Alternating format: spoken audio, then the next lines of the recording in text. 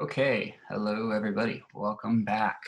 I'm ready to get us back on track as they can. I feel like I'm working three full-time jobs right now of this job, funeral arrangements, and the emotional support for my wife. Lost her sister, so it's been rough. But I got it's counted, and we have 6 lectures left and 6 regular class days left. But on the last regular class day, which is the 14th of May, I want that day to be, there's going to be a Zoom meeting and review and things like that. So my plan is this Thursday, I'm basically just going to like double up and give 2 lectures on that day. So it might end up being a long one. There's also gonna be a quiz that day, but you'll have the whole weekend to do it. So you can watch those videos, and you'll have a few days to be able to take the quiz and everything. Today I'm just a little bit busy to be able to do the double lecture thing today. So we have a regular size lecture. About 20 minutes of that at the beginning here is going to be a movie. So this might even be a little bit shorter than usual lectures. I don't know. We'll see how it goes. But let's just dig into it.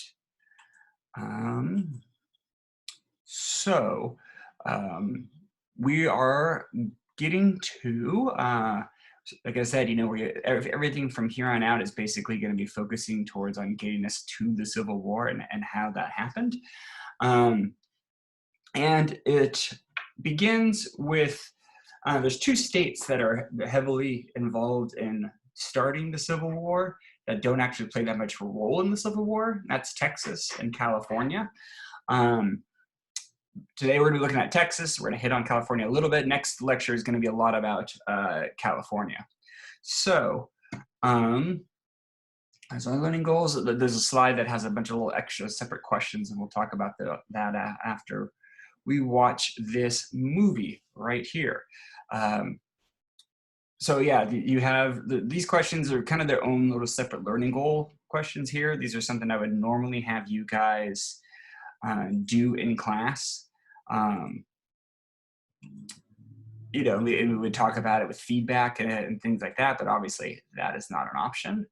So we're gonna watch this movie and then I'll go over the answers after that. Okay, so let's find out about Tejas.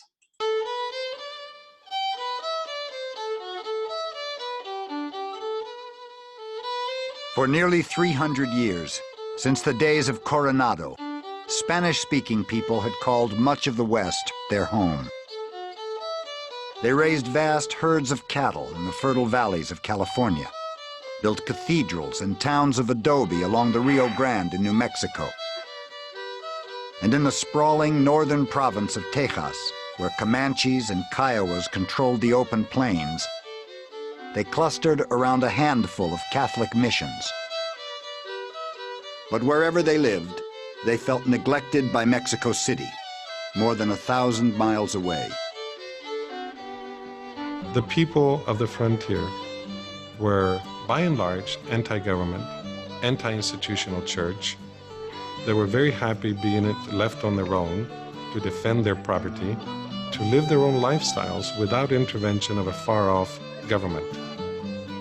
The Spanish colonists, their motto was, God is in heaven, the Pope is at the Vatican, the King is in Madrid, the Viceroy is in Mexico City, and to hell with you, I'm in San Antonio. For generations, foreigners had been kept out of the isolated northern provinces. Then, after the Republic of Mexico won its independence in 1821, it announced that Americans were now welcome in Tejas, Texas. Mexico had had what seemed like a good plan, how to get settlers and colonists into Texas to make sure it was a settled territory that the United States would have to back off from. The Mexican population doesn't really have a surplus that can provide that kind of settlement, so it seemed like a good idea. It's one of those moments of hindsight where you think, oh, watch out for this one. This village has been settled by Mr. Stephen F. Austin.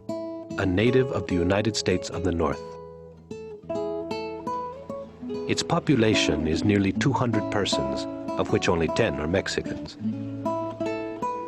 The Americans are in general, in my opinion, lazy people of vicious character. Some of them cultivated their small farms, but this task they usually entrust to their Negro slaves, whom they treat with considerable harshness. In my judgment, the spark that will start the conflagration that will deprive us of Texas will start from this colony. Lieutenant Jose Maria Sanchez. In 1821, an ambitious ex-newspaperman from Missouri named Stephen F. Austin settled 297 American families and their slaves on the Brazos River in East Texas. In exchange for the land, they agreed to convert to Catholicism and swear allegiance to the Republic of Mexico. Under the same terms, Mexico granted others the right to settle in Texas. But soon, the plan began to backfire. Thousands of American squatters now came, carving out their own homesteads without anyone's permission. I think it was an opportunity for adventure for them. A lot of people came to Texas because they were running from the law or running from a bad family situation, a bad marriage. Texas was filled with, shall we say, fringe society. But it was also filled with a lot of people who really did want something more than what they had and thought they might find it on the frontier. Dirt poor debtors came. So did land speculators, fugitives, lawyers.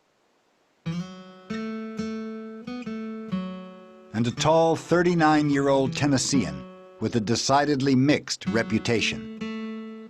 Raised by his widowed mother and informally adopted by the Cherokees, he had distinguished himself in the War of 1812, served in Congress, and was now governor of Tennessee. Many assumed that he, like his mentor Andrew Jackson, would one day be president. His name was Sam Houston.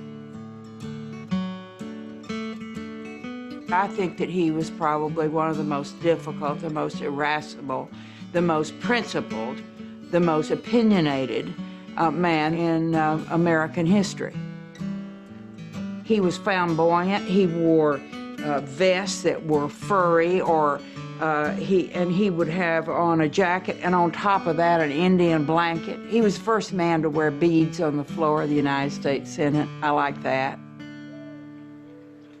But after his young wife abruptly left him, Houston resigned the governorship without explanation, began drinking heavily, and fled to live with his Cherokee friends. His career in the United States seemed over. Sam Houston headed for Texas.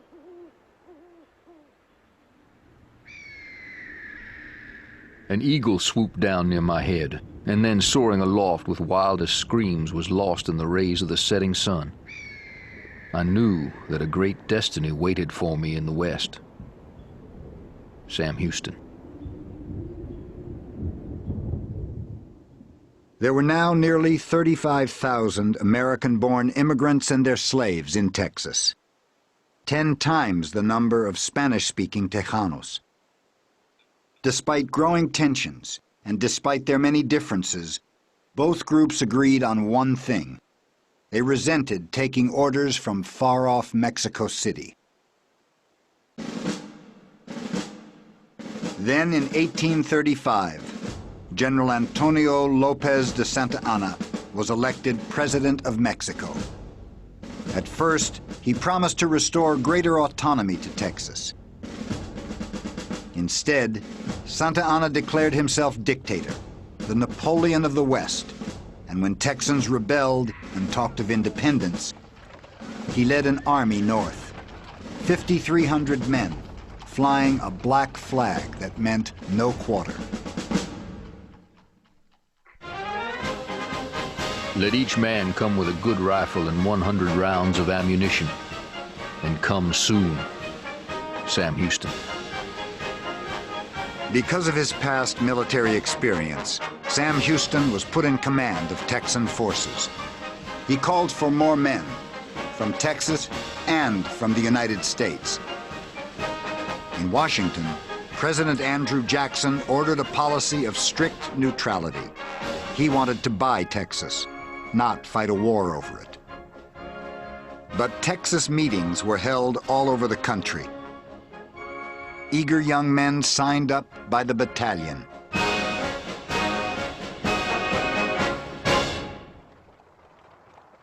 In San Antonio, 146 men gathered at an old Spanish mission called the Alamo to stop Santa Anna's army. Houston believed the Alamo was impossible to defend and ordered it blown up. But the men inside, including an alcoholic adventurer named Jim Bowie and a former Tennessee congressman named Davy Crockett, decided on their own to stay and fight.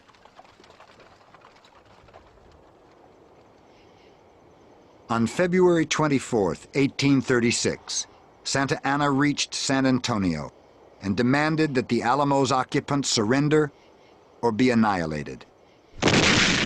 Its commander, William Barrett Travis, answered with a cannon shot. The Mexicans settled in for a siege. Travis scribbled out an urgent plea for reinforcements and entrusted it to a 30-year-old captain of the Texas Army, a Tejano named Juan Seguin. He slipped through the Mexican lines and delivered the call for help. Meanwhile, in a rundown farmhouse in the tiny settlement of Washington on the Brazos, 59 men, including 3 Tejanos, declared Texas an independent republic and hammered out a constitution modeled after that of the United States. But there would be no reinforcements for the Alamo. Houston still considered it folly for his outnumbered army to fight Santa Anna there.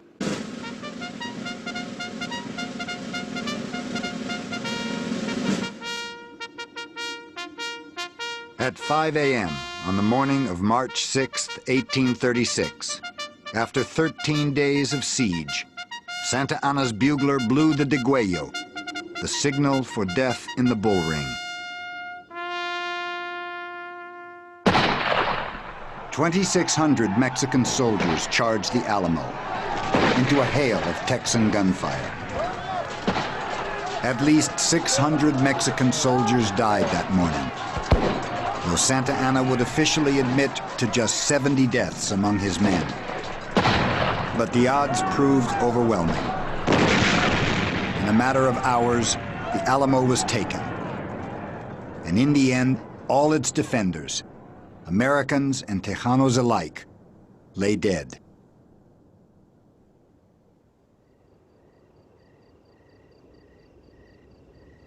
What is important about the Alamo is not the number of men or who they were or the various personalities, but the fact that this small group of men chose to defend an impossible position against a superior number and held it for 13 days.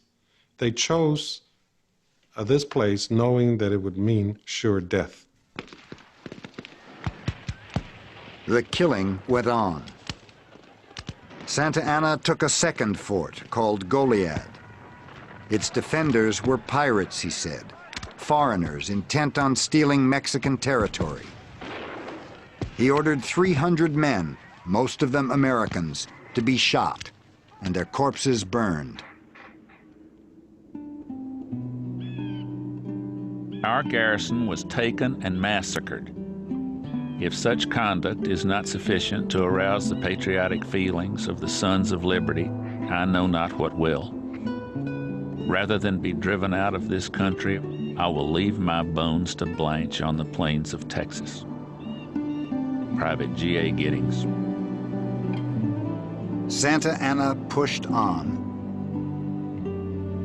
Now, all that stood between him and the defenseless settlements in East Texas was a small, poorly trained army of volunteers and their erratic and unpredictable commander, Sam Houston.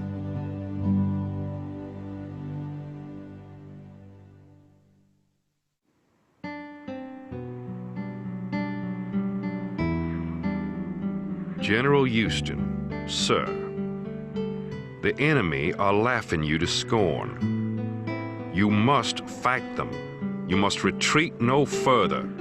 The country expects you to fight. The salvation of the country depends on your doing so. David Burnett, President of Texas. After the Alamo fell and Santa Anna ordered all prisoners shot, he had said he was going to kill everybody that's opposing the Mexican government. There's a terrific panic over the country. And there were families that could got their belongings together in a buggy or a wagon or whatever, they had a horseback. Some didn't have any vehicles. Walk and carry what you could, drag it, or put on a mule. And the families just abandoned their homes. And that was called the runaway escape. And they were trying to get across the Sabine River to get into New Orleans before they got killed. The fledgling government of Texas retreated to the little town of Harrisburg. There, they demanded that Sam Houston stand and fight. But Houston kept his own counsel, poring over Caesar's commentaries on war, gnawing on the raw ears of corn with which he filled his saddlebags. Had I consulted the wishes of all, I should have been like the ass between two stacks of hay. I consulted no one. I held no councils of war. If I err, the blame is mine. Houston and his small army were in full retreat, zigzagging across Texas, keeping just out of range of the advancing Mexicans. Rumors spread that alcohol had undercut his courage. Settlers jeered him from the roadside. And the men under him said he is a coward. And Sidney Sherman, the colonel, tried to replace him. Sam Houston said, anybody that tries to remove me from this command, I'll execute him on the spot. For more than a month, Santa Anna pursued Houston's elusive army. Then the Mexican general made a mistake. He divided his troops and veered off in hopes of capturing the provisional government. Houston slipped up behind him at a bend in a river called the San Jacinto. April 21st, 1836. We are in preparation to meet Santa Anna. It is the only chance of saving Texas. We go to conquer. It is wisdom growing out of necessity to meet the enemy now. Santa Anna's army was surrounded by water on 3 sides. Houston's 800 men moved into position on the 4th. There were trees there. Houston had men up in those trees watching them and calling down to him what they're doing. He says the cavalry over there have taken their saddles off. They're taking the horses to drink. This is siesta time. It's 3:30 and most of the Mexicans are having their siesta. Houston immediately ordered them to line up.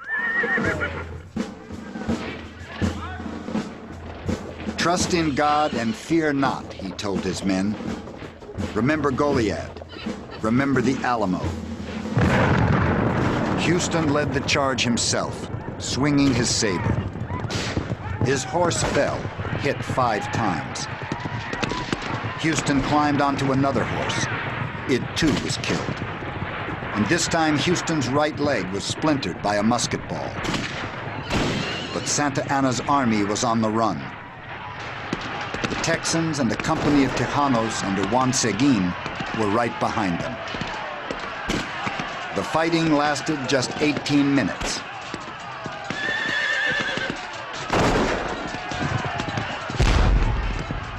But the slaughter went on for another hour.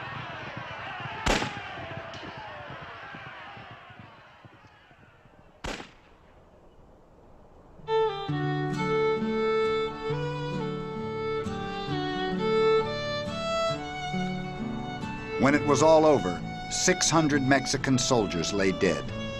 Nearly 700 more had surrendered. The surprise had been so complete, the blow so sudden, that only 6 Texans died during the Battle of San Jacinto. Santa Anna himself was made Sam Houston's prisoner and forced to sign a piece of paper ceding Texan independence. Now there were 3 independent republics in North America: Mexico, the United States, and, under President Sam Houston, the new Republic of Texas.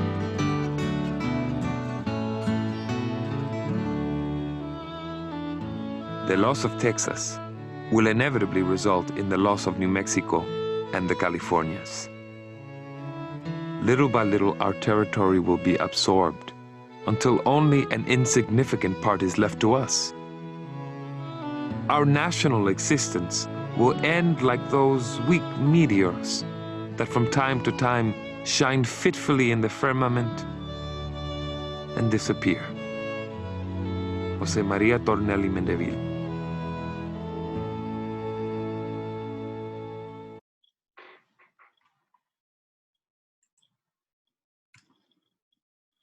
Okay, if you want to watch that later, there is a link on, the PowerPoint there. What's going on here? Okay, sorry, switching between screen shares is being a little weird. Okay.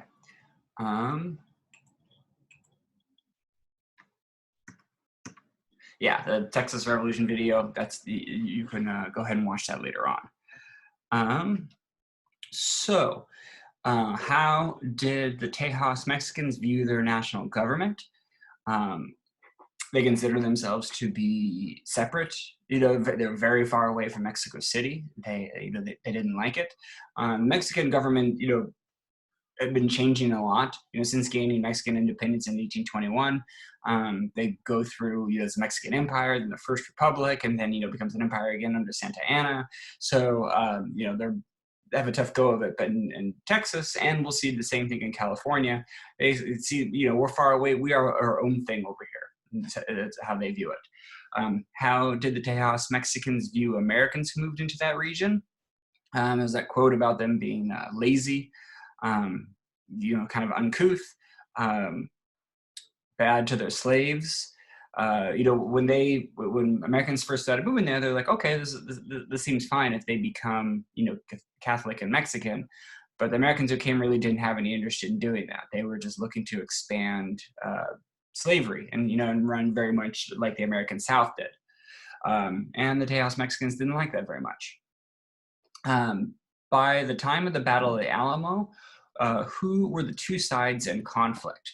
I ask this because a lot of people are under the impression that it was these Americans versus the Mexican army, but it was the Americans and the Tejas Mexicans together against the Mexican army, against General Santa Anna's regular Mexican army. So, it was not just Americans. There were Tejas Mexicans fighting in this movement all along. What was President Andrew Jackson's feeling towards the Texan resistance to Santa Anna? He didn't want to get involved. He kind of said, this is not my problem. They started this war. I think I wasn't really paying attention when that part of the video. I don't know, maybe that was when I was letting my cat in or something. Why was the Alamo important? Well, it wasn't really that much. It's kind of one of the dumber heroic things in American history, I would think.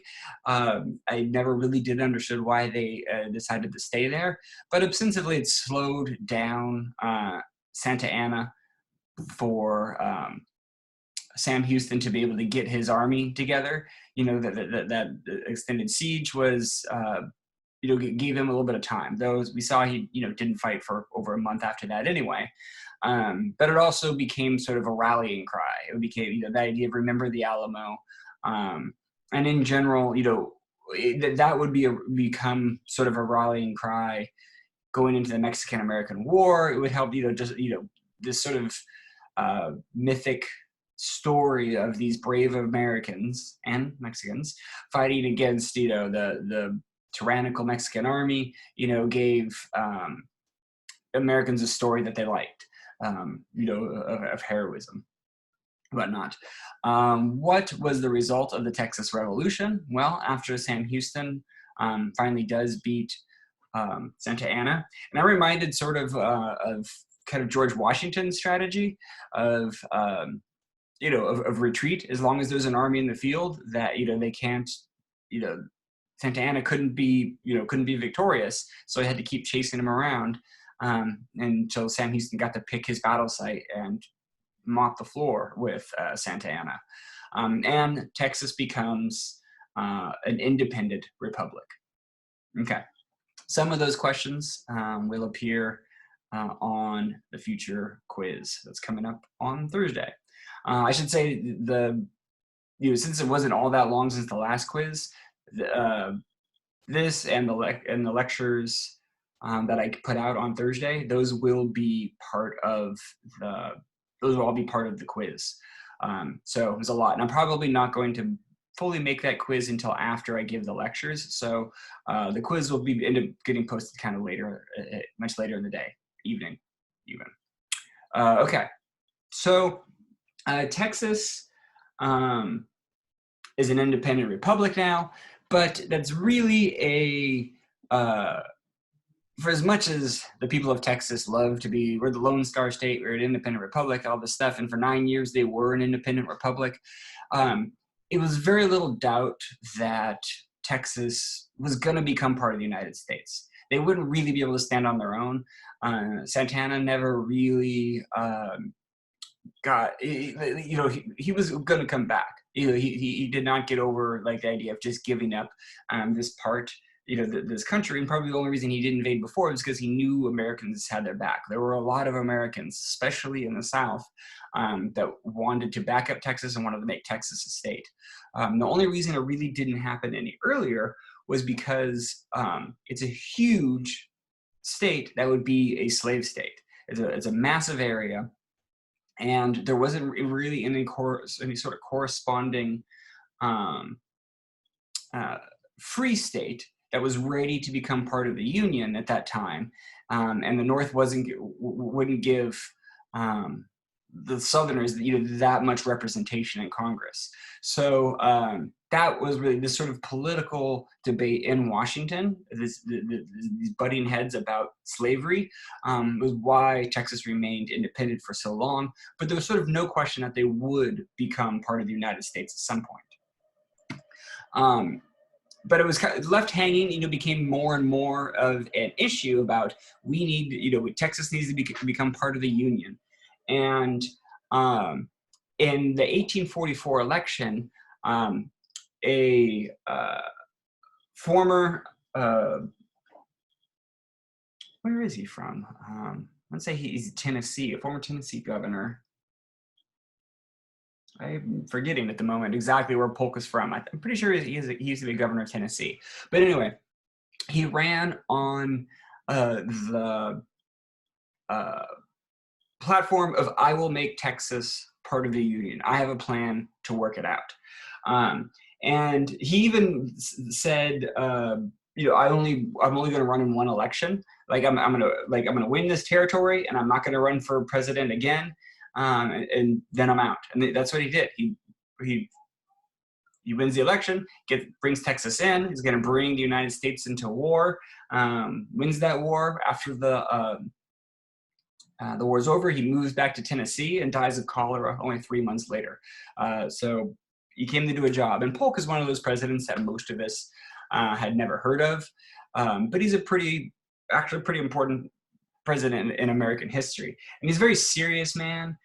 He had gallstones that sort of irritable bowel syndrome. The joke about him was that he ran the country from the toilet next to the Oval Office. He had just all kinds of problems. He also had a really amazing wife. Since he was kind of disabled, his wife, Sarah Polk, sort of really changed the idea of what the role of a first lady. And she was very actively involved. You know, since he couldn't go out and do things, she went out in his part and talked to members of Congress through parties, lobbied people for votes, things like that. She was kind of the outward face of the administration and was kind of more pleasant face than, you know, very serious James K. Polk over here. Anyhow,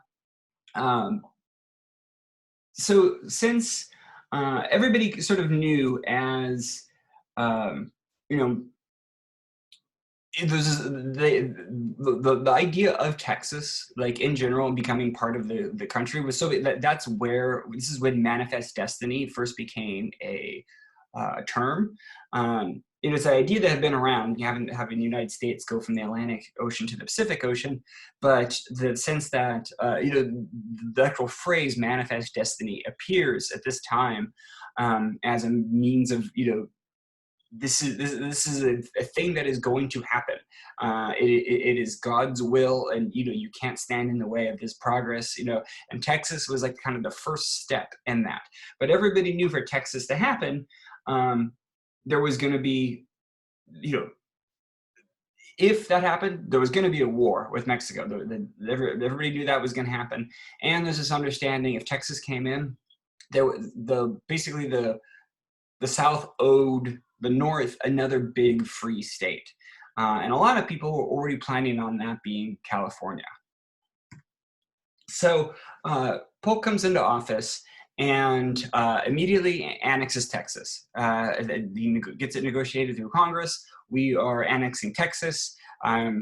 Polk's got this plan. As soon as they do, they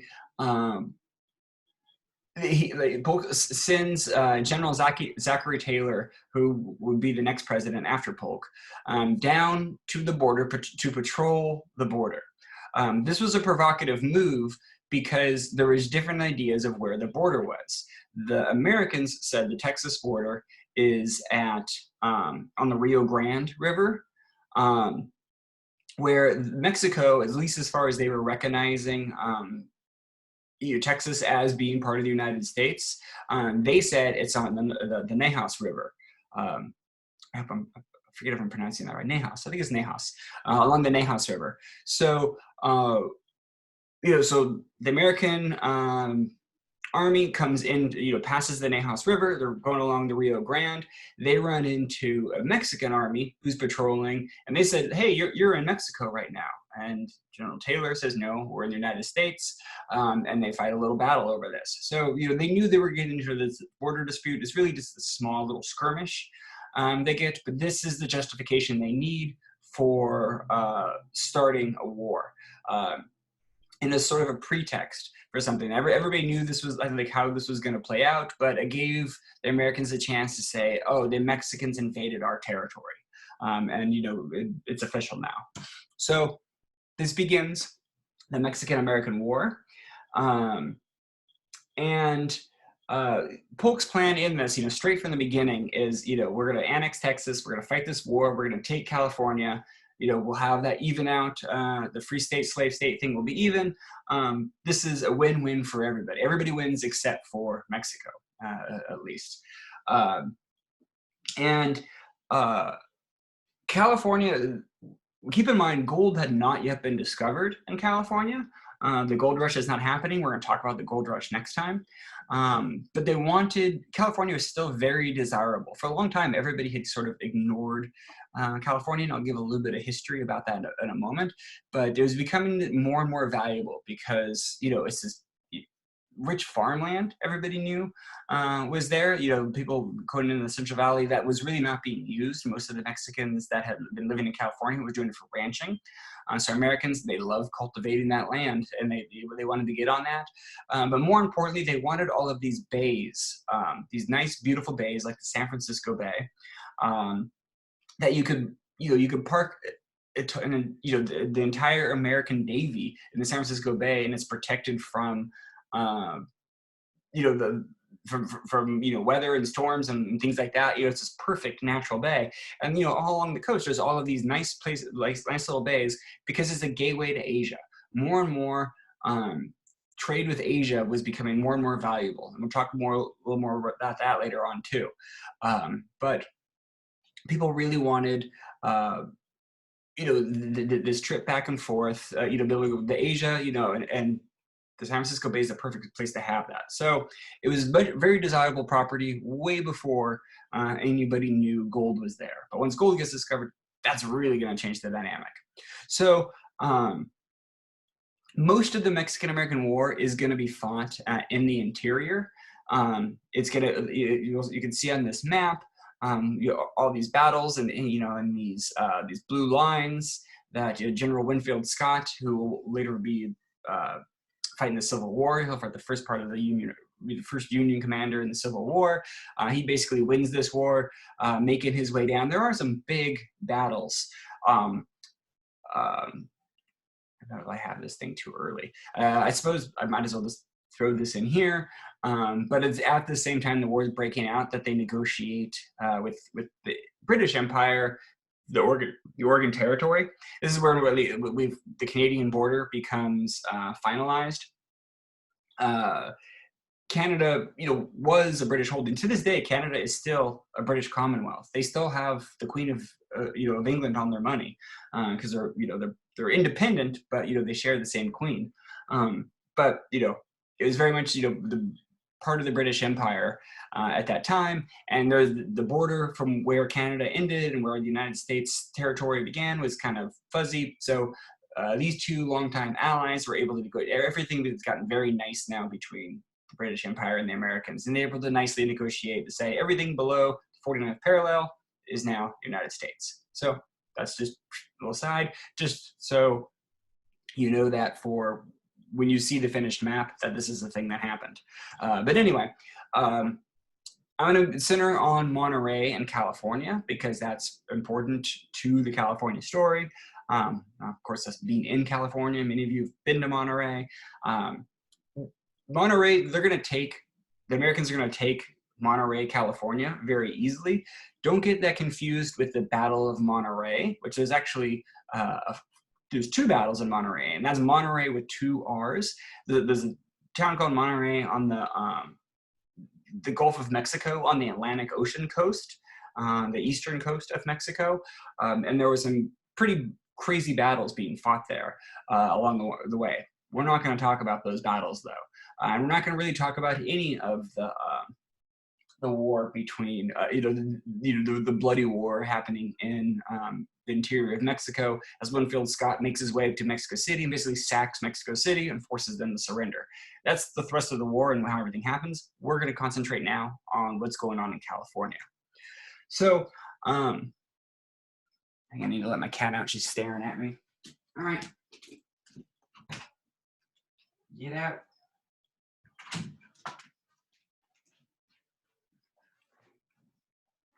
So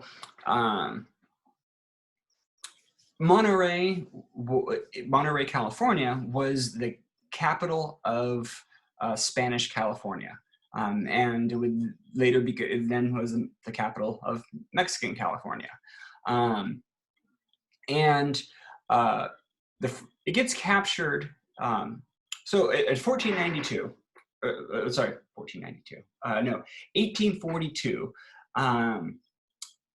an American Commodore, the commander of the naval fleet, Commodore Thomas Catesby Jones, has really small. It's like a 3-ship fleet. That's that is the Pacific Fleet.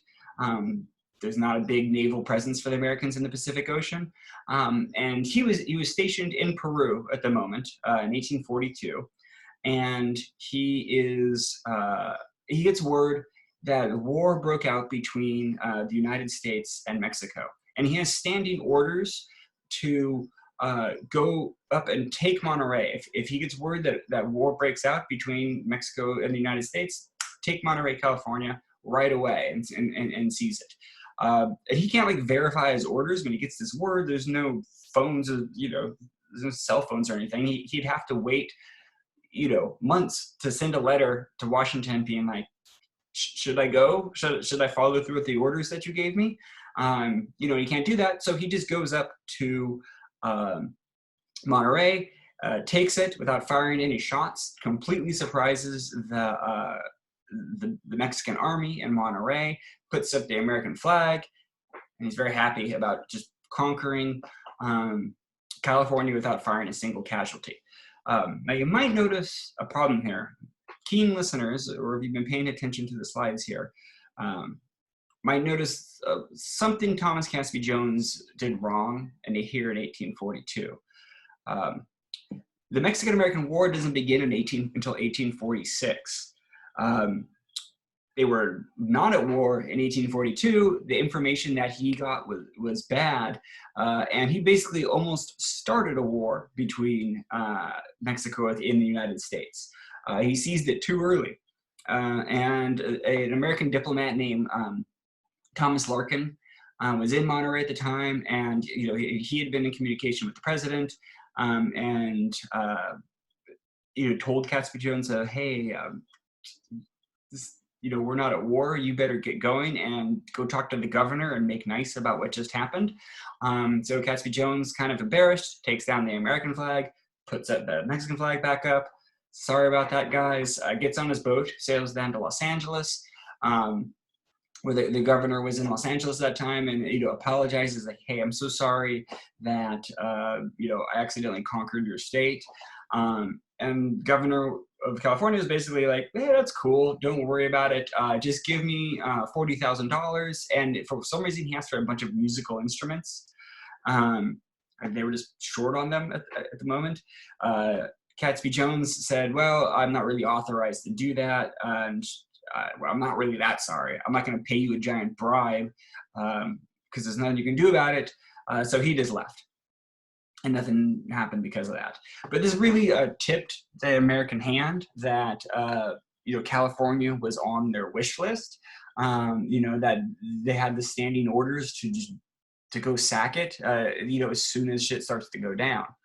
But in 1846, when the war actually does break out, same thing happens. Though this is Commodore John Drake's float, and you may notice a lot of these people I'm mentioning having streets named after them in San Francisco now: Larkin, Sloat, Jones. There's a whole bunch more. Kearney.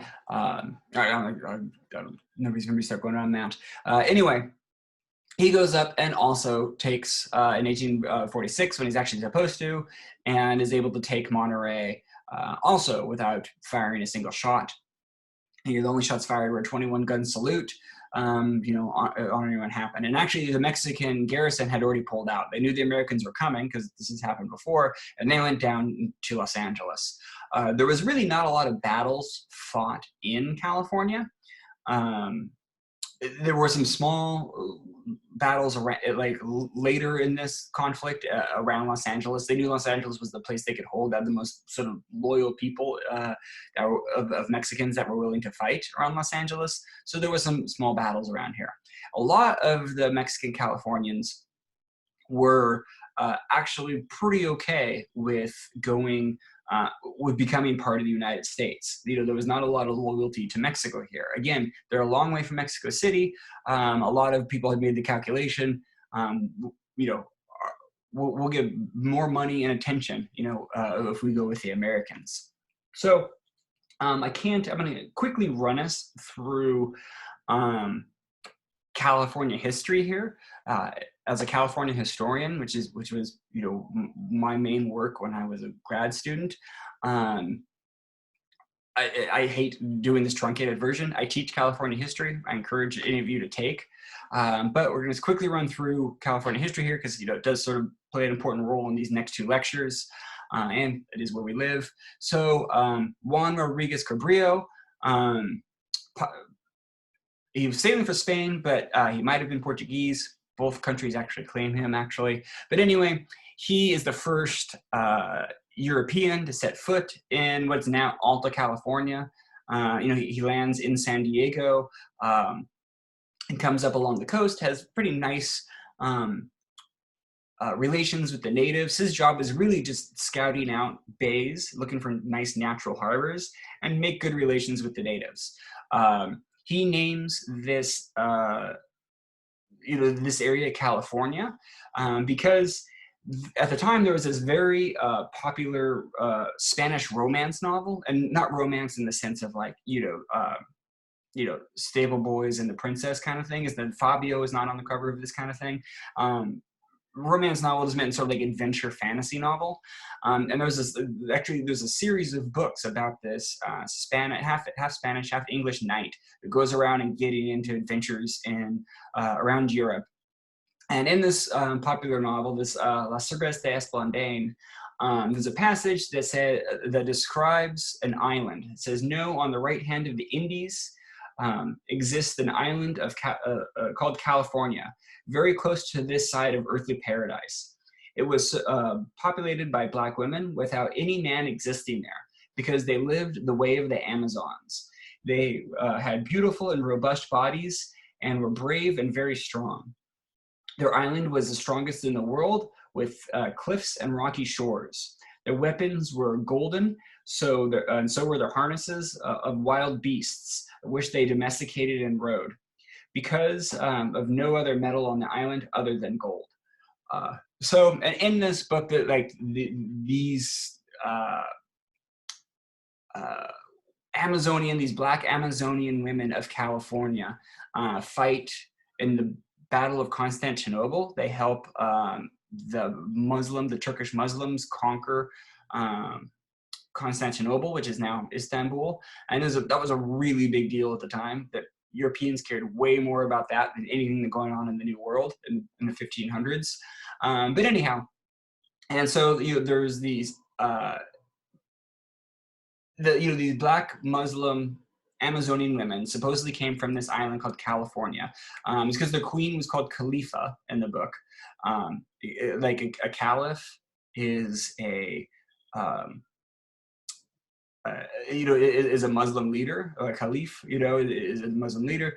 To the Spanish person writing this book, a khalifa is a female Muslim leader, even though that wasn't really a thing that existed. That's, it was sort of a made-up word. So Queen Khalifa was their queen, and she rode into battle on a griffin, all this stuff. She came from this island of California that was supposedly on the right hand of the Indies. So that means Asia. It's west of Asia. It has cliffs and rocky shores, like our California does. They thought California was an island. If you're coming up the coast from Mexico, the Baja Peninsula is very, very long. So they thought at the time that there was this one really long island. So for all these reasons, Juan Rodriguez Cabrillo thought this might be the island of California. He did not know, the largest gold reserves, the great motherlode of gold, was actually also here too. That's a description in the book, but he didn't know that at the time. Nobody would find that out for hundreds of years. And the Spanish are going to claim California, but that was, like I said, this is in 1542, and they don't even start colonizing here until 1769. Over 200 years later, that's when we get into the Spanish mission era. Father Junipero Serra, a Franciscan missionary, starts building these missions up along the coast for the purpose of converting the natives and teaching them basically how to live in a post-colonial society, trying to give them the skills they need to be able to exist as Spanish citizens. Because they expect, any day now, there's going to be waves and waves of Spanish getting off these boats. So we're doing this as a favor to the natives to teach them how to live in this new world. Junipero Serra even said, in 10 years, we can leave, and the natives are just going to be running this place, and they're all going to be loyal Spanish citizens. And yeah, he was off by, eternity. That never happened. So they build all of these missions. The Sonoma mission, that closest to you guys, was not actually built in the Spanish era. That was the only one built in the Mexican era, but we're not going to go into that. One of the reasons they built when they did is because they were worried the Russians were coming down from the north and were trying to take California. So they said, well, we better start building settlements coming from the south. The Russians never really did settle here very much, but most of you know, living in Sonoma County, Fort Ross, there was a Russian settlement. Anyhow, that's a very truncated version. I hate to skip over. That's basically a quick summation of like 5 lectures at the beginning of my California history class. By the time in the Mexican era, after Mexico gains independence from Spain in 1821, California goes along with that. They're going to shut down all of those missions. The new Mexican Republic is very anti-slavery, has all these Enlightenment ideas. They want to separate church and state. They want to free all the natives who are living at these missions. It does not work out as cleanly as it could. These natives are going to end up getting screwed once again and basically remain slaves, more or less. But again, don't have time for that.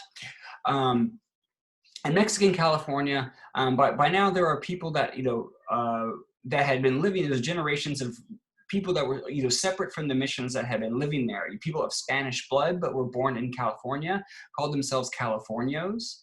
And they were very they had a very racist society. That they had a racial caste system. Basically, the whiter your skin, the more things you're allowed to have. Like literally what type of clothes you can wear, what kind of education you're allowed to get, what kind of job you're going to have, whether you're allowed to read, depending on how white your skin is. And the darker your skin got, the less you're allowed to do.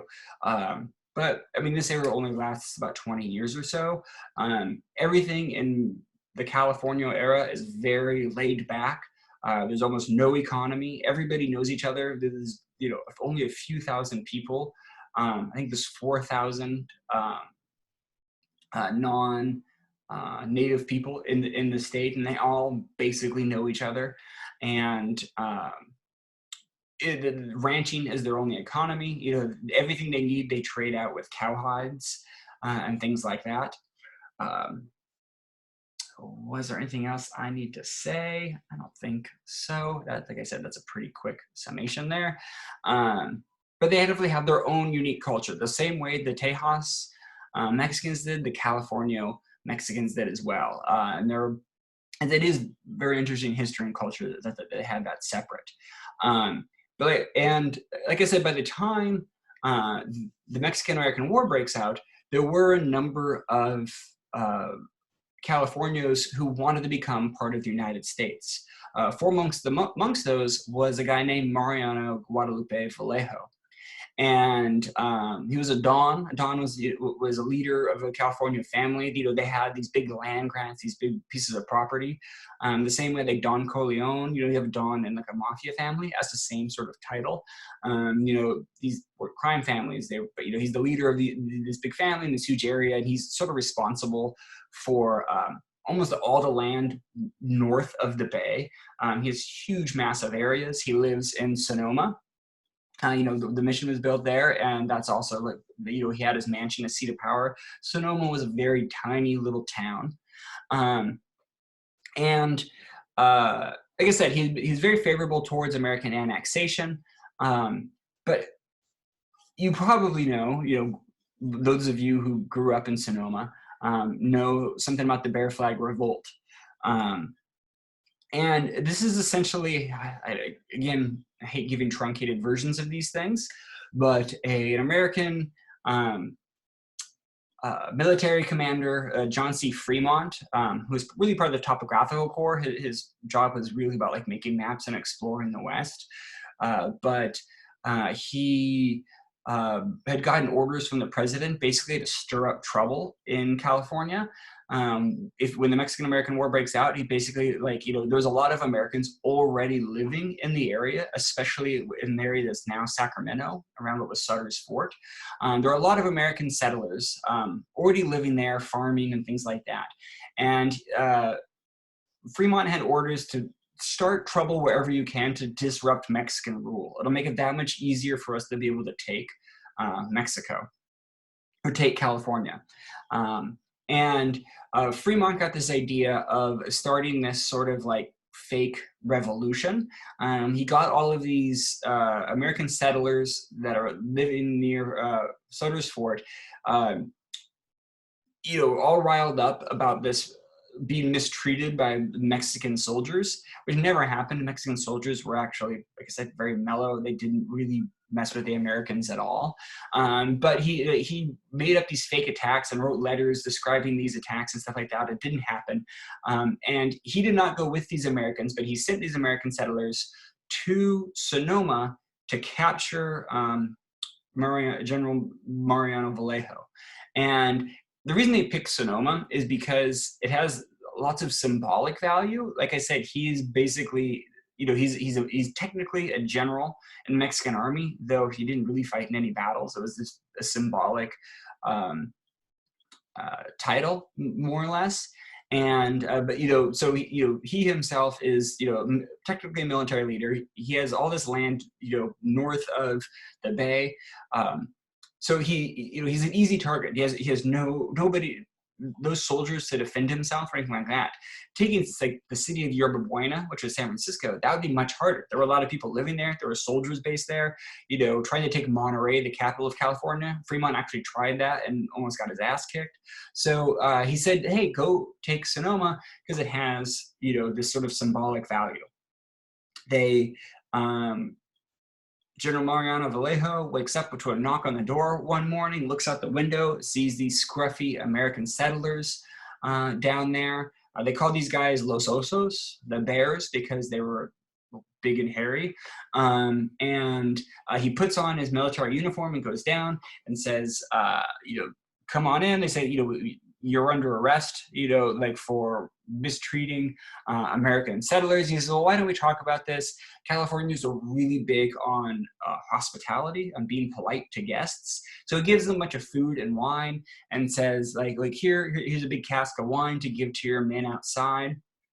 So while the leaders of this little revolt are talking to Mariano inside, outside, all these gruff mountain men are getting drunk on this giant barrel of wine. And they did what drunk people do. They start looking for more booze, and they start tearing apart the town, looking for more alcohol, mistreating the people that live there and things like that. After a while, people had realized we are ransacking this place. Either we can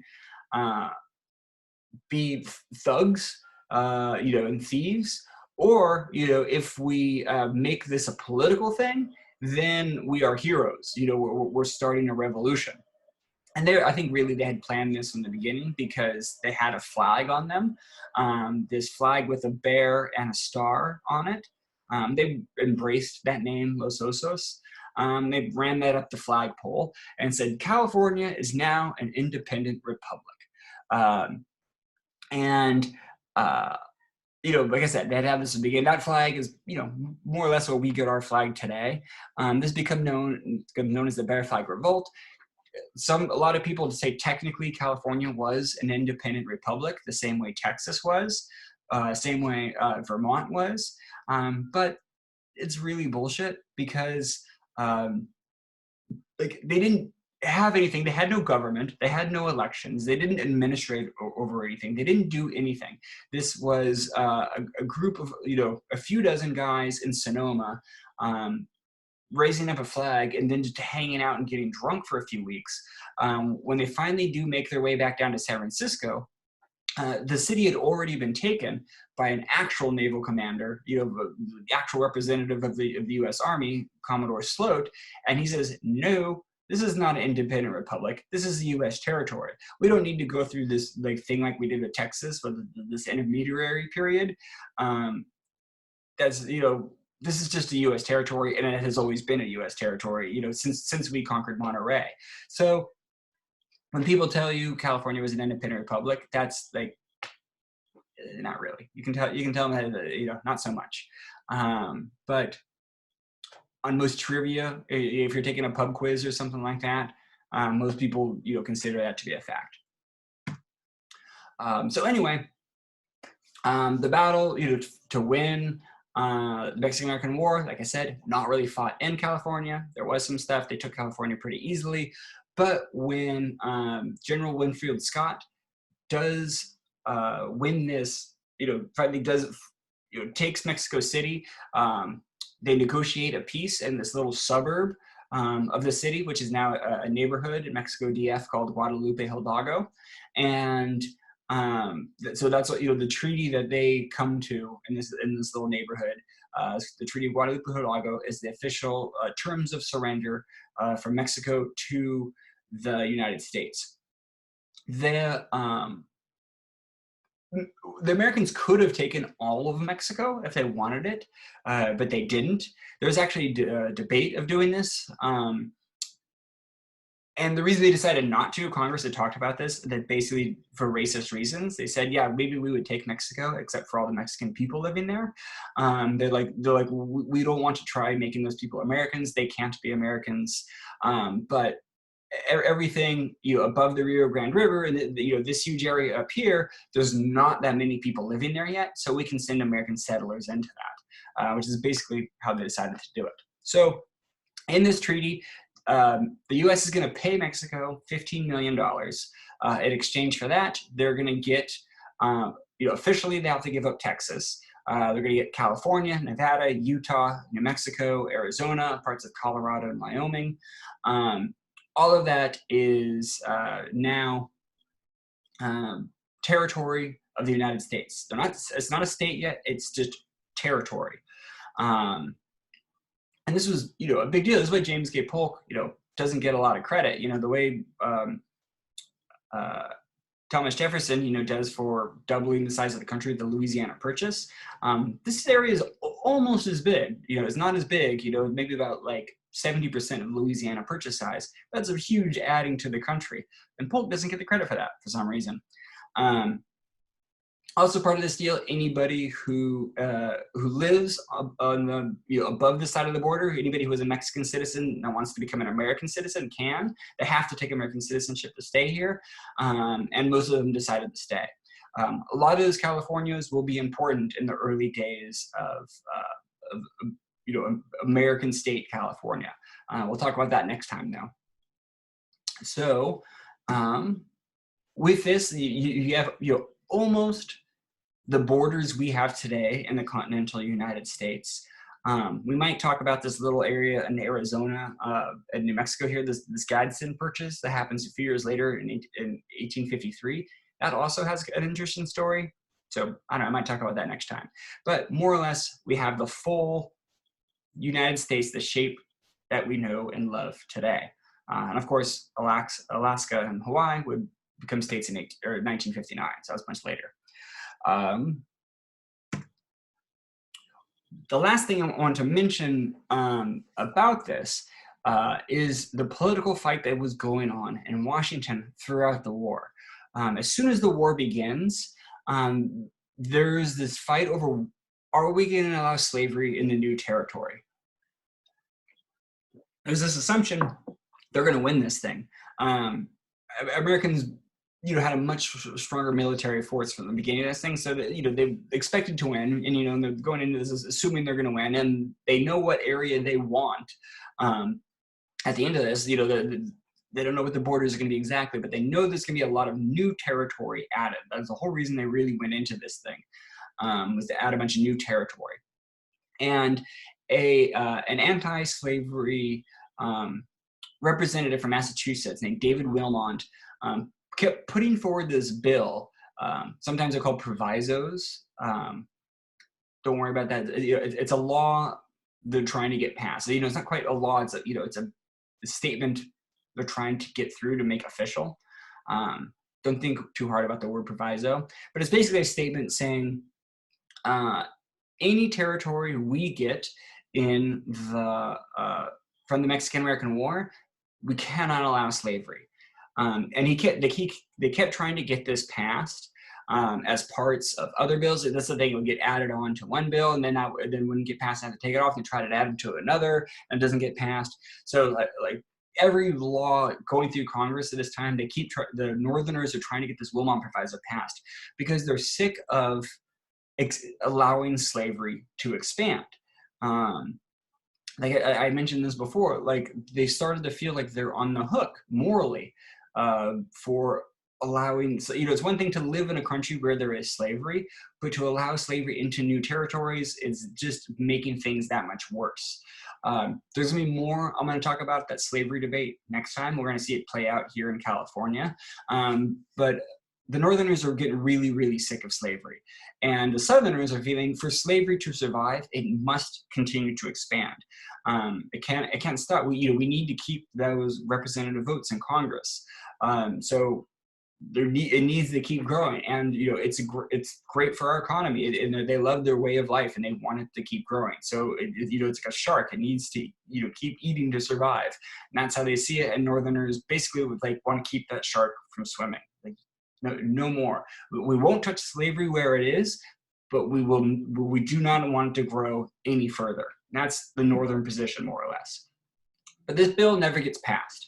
They keep trying to get it through in a number of ways. It gets passed in the House, but the Senate, you know, where it's an even split between, you know, free Northerners and slave Southerners, and they're never, you know, they won't get it passed. And this creates a huge fight. You know, why would I be spending a bunch of time talking about this bill that never actually gets passed? Is because of the political fallout that happens because of it. It completely destroys the Whig Party. They completely, which they had been a major power in party politics at this point. They disappear. This fight over, you know, a position on slavery, the party just becomes untenable, like in this fight. And Washington politics becomes completely consumed from here on out about what are we going to do with the issue of slavery. It's no longer a side issue. Compromises are very rare and far and few between. People are going to get more and more dramatic. They're going to start using more fiery language and more making more demands and ultimatums. And, you know, basically, you know, they're going to back themselves in the corner, being saying like, I will not give on this issue. So if, you know, if something happens, they have to follow through with their threats. So things get more and more serious from here on out. And everything is about slavery from here to the Civil War. Just, you know, with this slide here, the political parties at this point, I haven't talked about political parties for a while. The Democratic Republicans, you know, Jefferson's party, had basically won. The Federalists ended up disappearing by the 1810s. And for almost 20 years, there is one political party. There's no two party. You know, there's no multi-party system. Sometimes it's called the era of good feelings. Because they thought they got rid of political parties. But a new one arose to fight the Democratic Republicans that would just call themselves the Democrats in 1828. This is started by Andrew Jackson and Martin Van Buren. And they're going to be even more, they're going to be, you know, very, you know, pro-South, pro-slave owners. They're all about states' rights. A lot of the stuff the Democratic Republicans were for, but, you know, that had all of that, you know, had gotten mushy. They said we need a party that is just about these things, and they're gonna call themselves the Democrats because they're gonna be all about like lowering property rights, letting poor people on the frontier vote. That's how Andrew Jackson is able to win. Is letting expanding democracy essentially. And giving more people the right to vote, and that will help. That'll help them out. This is the Democratic Party we have today. This is the same Democratic Party here, founded in 1828. They've obviously changed a lot since then. Considering that this is the pro-slavery, super racist, super conservative, group throughout the 19th century, and today the Democrats are all about representing cities, minorities, the liberals, all that stuff. We can't go into all of that. In my 17.2 class, I talk about that.